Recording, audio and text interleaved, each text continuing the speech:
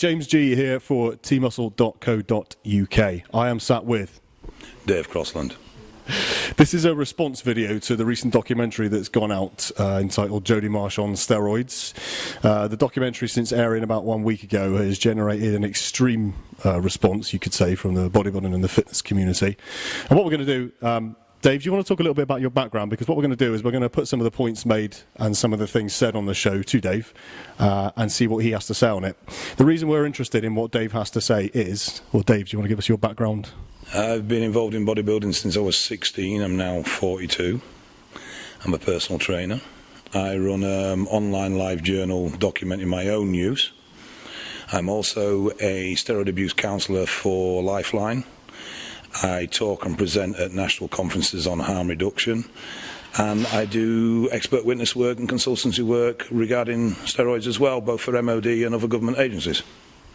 Okay, so that's Dave. Just to put into context who's presenting the information to you on the Jodie Marsh programme. Jodie Marsh has been involved in bodybuilding for how long, Dave? 18 months. She claims, when the programme starts, that she has reached the pinnacle of the natural bodybuilding world. That's not my words. Dave, what shows has she done and what shows has she won? And from my understanding, she placed third in an American natural regional show. She won an American natural regional show from a very low federation, not a really national federation. She's never competed on a national level at all in any country.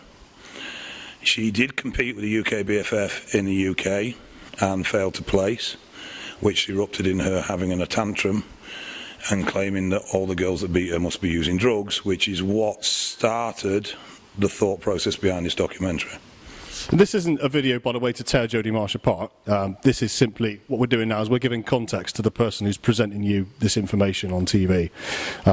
So, if you're going to listen to somebody on this subject, your money should probably go on this gentleman here, rather than somebody who's been in bodybuilding for 18 months and has done a couple of shows without any major success. So, without further ado, we're going to get into a couple of claims that the show's made straight off the bat. In the show, there's a gentleman named Richard Thomas, who is a notorious ex-steroid dealer who makes some interesting claims. One of those claims is, and I quote, "There is no side effects to any steroid, I don't care what you say." Dave, what are your thoughts on that? Utter bollocks. Every steroid has some form of side effect or another, down to an individual how sensitive they are to those side effects and how those side effects manifest themselves. But, you know, let's not beat around the bush. Steroid use in the recreational sport world is drug abuse.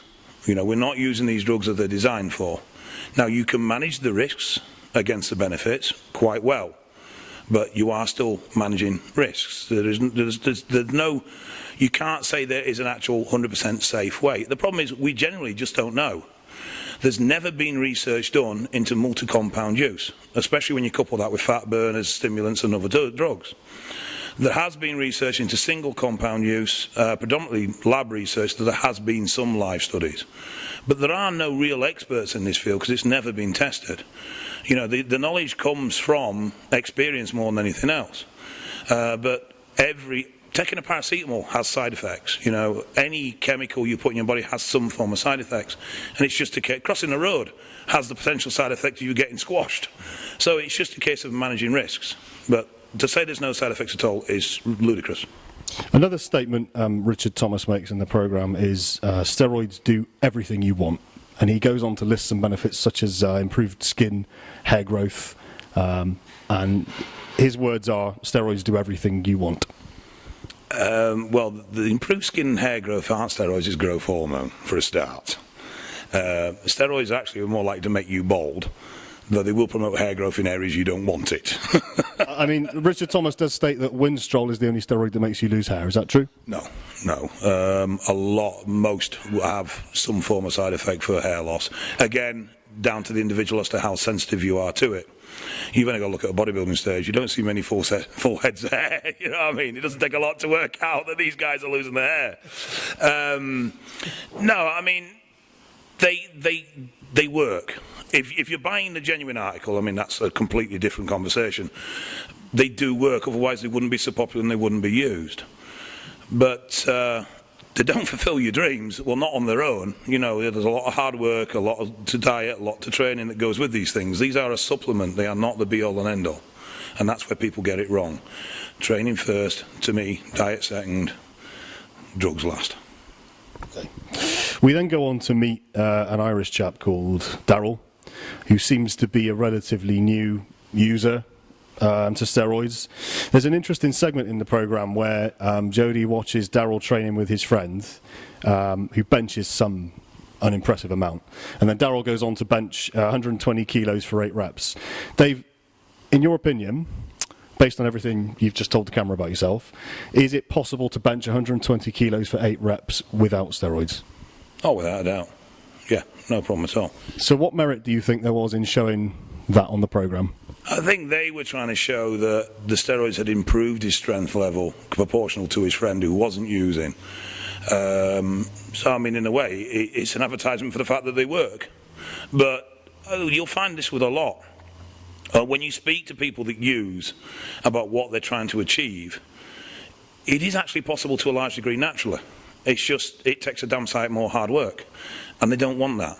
They want a pill for every ill. They want to take the magic pill. They want the magic potion that means that they can sit in their asses and not do anything. And that is, out of the large, probably the majority percentage of steroid users, how they approach it. The bodybuilding community within steroid use is actually quite a small percentile. There's a lot more usage within casual users and non-competitive people that are doing it for cosmetic reasons more than anything else. And that's their approach. You know, if I take this, I can still eat McDonald's and I don't have to work as hard. But, I mean, I think they were trying to get across that with drug use, he had improved his strength by 25-30% over what his friend has. But as regards in massive achievements in the strength world, no, it's nothing. I mean, absolutely not notable. But the lad wasn't claiming to be anything he wasn't. I mean, to be fair to the lad, he was one of the few that came across in the documentary as being... I thought he was quite sincere. Yeah, he was. He felt he needed it to move to the next stage, and that was his personal choice. He was happy with what he was getting out of it. There was some criticism of his coach because he'd had 4 heart attacks. But in my experience, that guy's probably got more realistic knowledge about drug use and the effects and how it works than the doctor. And to be fair, the doctor was credible as well. I mean, he wasn't an anti-steroid guy like most of the medical... Professor Cooper, yeah. What we're going to do is we're just going to move on to Candy, who's a person we met on the programme as well, and then we're going to take a little look at what Professor Cooper said. Now, Candy was a lady, now thinks of herself more as a man due to her steroid use. Candy stated in the programme that she didn't consciously make the decision to turn into a man through her use of steroids. What are your thoughts on that, Dave? This was the girl that was doing the drag queen work, wasn't it? Yes. To me, it looked to me like her steroid use was for the side effects and not primarily for the goal of building muscle. No disrespect to the girl, but you get the suspicion she wasn't the prettiest girl in the first place. I think she may have been quite masculine anyway. But to me, to have embraced the role that she had embraced so well, i.e. being a drag queen, a predominantly male role, it looked to me like she was wanting to be a man. She was wanting a sex change, and steroids gave her that vehicle to do so. And she was more interested in the side effects of drug use than she was actually in the muscle growth of the drug use. Though it was obviously trained. I mean, she had built a physique as well. She actually said in the programme, my boobs have gone, but I'm cool with it. I mean, she was presented on the programme as somebody who was suffering because of her steroid abuse and going through all these effects, but she seemed to be quite comfortable with what they'd done to her body. Yeah, definitely. I mean, she actually did say, if I remember rightly as well, that there wasn't much there to start with anyway. Or something to that effect. And I mean, no, I mean, she was perfectly happy with what she was getting out of her drug use. And at the end of the day, you can't criticise that if she seemed in relatively decent health. She wasn't saying she had any health issues. She just had the physical changes that the steroids had created. And she was very, very happy with them. Let's say it sounded to me more like that was her end goal, was the physical changes into a man. I mean, we then went on to meet Ed Spike Gear. Apologies if I pronounced his name wrong. This was the ex-stuntman chap whose heart exploded. Part of his heart, his main aorta into his heart, the programme claims exploded due to his steroid use. He says in the programme he has a letter from his doctor confirming it's due to steroid use. But when they actually read the letter out, all that was said was, he's an excellent sportsman, except his years were characterised by steroid abuse. Now, first of all, what do you make of the claim that his steroid use caused the main aorta into his heart to explode? Utter bollocks. There's no recorded death purely from steroid use. I am not for one instance going to say steroids haven't played a contributing factor in people's deaths. They definitely have. They've loaded many a gun, but something else has always pulled the trigger. Now, I know some background about this bloke. He actually had a very bad cocaine habit, and he admitted this to the programme but refused to allow them to air it. Do you want to tell us how you know this? I know the director of the programme. I was approached to do the show, and in conversation I refused on the grounds of I didn't feel it would get a fair hearing with Jodie being the presenter, but I was keen to do it in every other reason. And we got into discussion about people that have suffered side effects and ill health through steroid use, and I said that usually it's cross-polymer drug use. There's usually something else, be it alcohol or a stimulant or recreational drug in there that causes the final blow. And he cited this gentleman and his cocaine habit. Steroids don't work in that way. I mean, that's the bottom line. The main effect to your blood pressure increase, yes. The side effect of blood pressure increase is a heart wall thickening. So basically what happens is, because the heart is under more pressure continuously, the wall of the heart thickens to cope with this. We then move on to Professor Cooper, who probably gave the most factual contribution to the programme.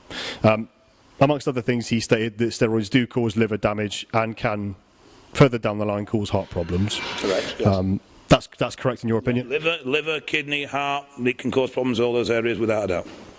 He also stated that roid rage and the addictive side of steroids just is a myth. They're not addictive, they don't cause roid rage. What are your thoughts on that? Yeah, I mean, there's no medical proof. There never has been. I think what has brought the roid rage myth about is so much. Steroids do give you confidence. They do give you an inflated level of confidence. And very much like alcohol does with certain people, where they'll say, oh, he's really nice when he's not had a drink, but he's a complete arsehole when he's had a drink. That same person on steroids will be the same arsehole. It gives people the confidence to express who they are underneath. So if they really have this facade of niceness, but underneath they're having all these sort of not quite nice thoughts, shall we say. You talked almost about a placebo effect, where if you tell yourself it's going to do that, it's going to do that. Yeah, there is that as well. I mean, there's definitely a psychological element where, oh, I'm on the juice, so I'm this, I'm that, I'm a monster, and that's repeated throughout the industry. I mean, you look at advertisement for supplements, you've got Mutant Mash, you've got Freak, you've got all these different brandings, all, Animal, they're all about that over male, over aggressive character.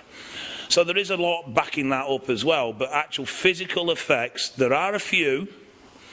Trenbolone, especially M-Tren, which is a very fast-acting Trenbolone, that can cause some increased aggression as such, but not in the form as what depicted as roid rage. I generally believe that roid rage, or people that so-called suffer from roid rage, basically are suffering from what they really are, just they've then got the confidence to express it.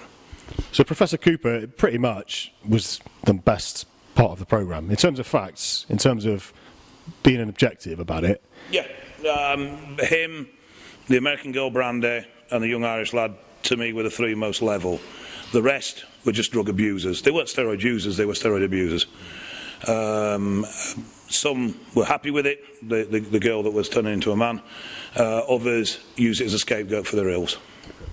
There's an interesting question I want to ask you regarding the final person we met, called Coco, who was a lady who had multiple health issues, including like moles exploding, eyeball cysts. I mean, we could debate how much of that is down to what she was taking or not, but I think a more interesting point was she made the statement that the shows she won on steroids, she didn't feel she won them fairly. She felt she cheated.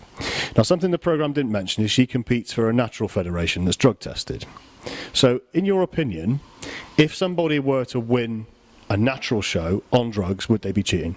Without a doubt. That's why we have open feds and natural feds. And to be fair, the physique she created, she was definitely doing something very, very wrong. Because she actually admitted, her own words, I was using a lot. Okay. So say somebody wins a show for a non-drug tested bodybuilding federation, are they still cheating? No, because it's an open field. You know, it's, how was the best way to put it? It's almost like Paralympic Games. Bear with me on this. You have different levels of handicap classification for the same sport. So it's exactly the same in that if you compete in a natural fed, then you should be natural. You know, that's your level playing field. If you compete in an open fed, then you are free to use drugs. That's your level playing field. If you're a natural that wants to test yourself against the drug boys, then feel free, step across. But you can't then start moaning that these guys are cheating if you've stepped up to Division 1 when you're a Division 3 player.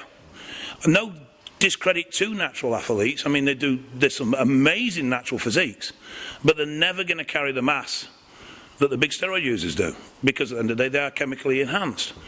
I don't, the two completely separate things, I don't see the two comparable. You know, you have a division for naturals and you have a division for drug users. And the two, if you want to cross over natural to drug use, fine. But you can't go the other way. Once you're a user, you're always a user. Even if you're 10 years clean, you've used steroids, you're no longer natural. I mean, you can take this to extremes. I know a lot of naturals will use stuff like growth hormone and things like that because it's not non-testable. But to me, that's still cheating. You're entering a federation where you're supposed to be drug-free, so abide by the rules. If you enter a federation where you don't have to be drug-free, well then fine, that's your choice if you want to use drugs. I mean, what do you say then? Well, he's cheating because he used 5 grams of steroids a week, but he's not because he only used 1 gram. Do we limit what they use then?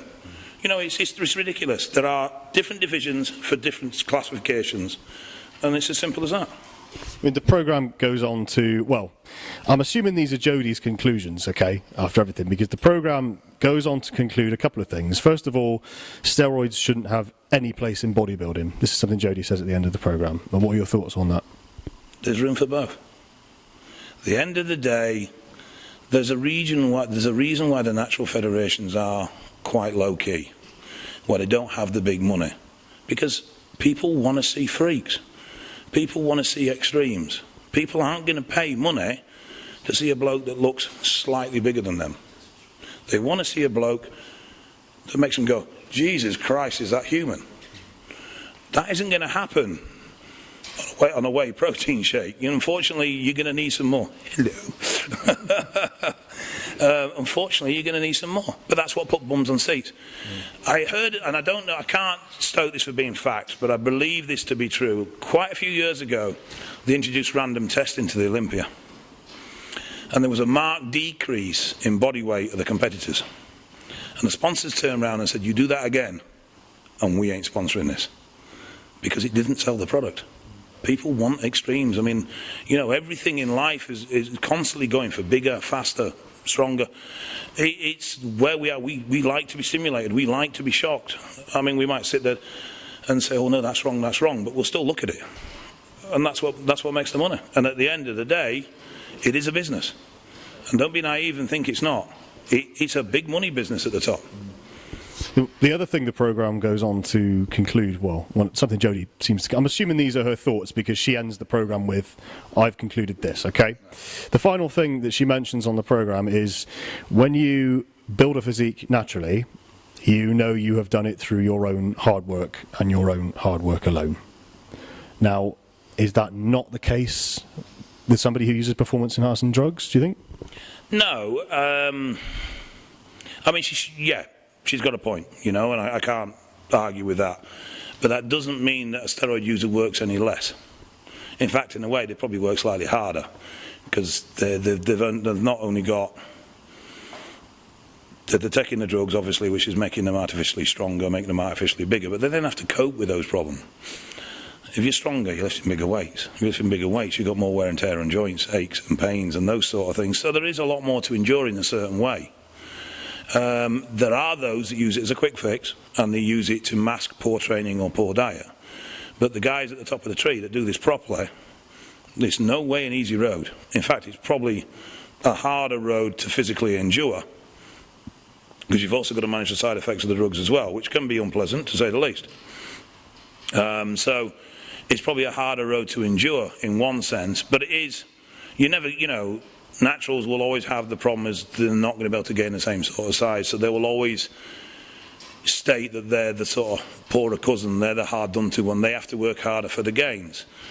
Proportionally, yes, because obviously a steroid user is going to get gains faster, but there's no lack of effort in that. I trained natural for many a year, and I train just as hard, if not harder now, as a steroid user than I did as a natural. Nothing's changed in that front at all. You know, my training is still as hard as it always was. So it's not. From the problem we've got here is you've got competition level, and then you've got recreational level. In competition level, steroids are a tool, like a protein drink's a tool, like a vitamin's a tool, and they're used in that way. Recreational level, steroids are a crux, and they're used to fill in holes in poor diet or poor training. And there's the big difference. In a competitive level, steroids are used. In a recreational level, steroids are abused. And that's what failed to come across in that program. You know, these people were steroid abusers, not steroid users. I mean, some of these people had severe, in my opinion, psychological issues. Coco being the biggest one of them. I mean, here's a woman that's got bleeding lungs through her drug use, and she's still taking. That's not a normal person. That's someone with serious psychological problems. That's got nothing to do with the drugs. That's got to do with her being a nutter. I mean, it's a bit harsh, but it's the fact of it at the end of the day. You know what I mean? She wasn't right. She had issues. And I mean, you give any drug to someone who's got issues, be it a paracetamol, and they're going to abuse the hell out of it. So that was a very poor example. But at the end of the day, like I said, that program's centered around abusers, not users. Dave, thanks very much for your thoughts. This video is going to go out on behalf of tmuscle.co.uk. If you would like to join the debate that this programme has generated on either Jodie's thoughts or Dave's thoughts, do please log on to the forum. That's t-muscle.co.uk. Thanks for watching.